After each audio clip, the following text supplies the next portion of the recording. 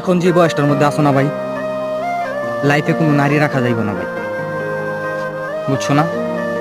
এই বয়সটাকে কাজে লাগাও ভাই। এই বয়সে ওই একটা একটা ছেলেকে পারে হাই লেভেলে নিয়ে যেতে, আর এই বয়সটাই পারে একটা ছেলেকে ধ্বংস করে দিতে ভাই। এখন ডিসিশন হচ্ছে তোমার মধ্যে ভাই, তুমি কোনটা করবা ভাই। যখন কিনা তোমার কাছে টাকা থাকবে না, তোমাকে কেউ চারানা দিয়েও দান দিবে না ভাই।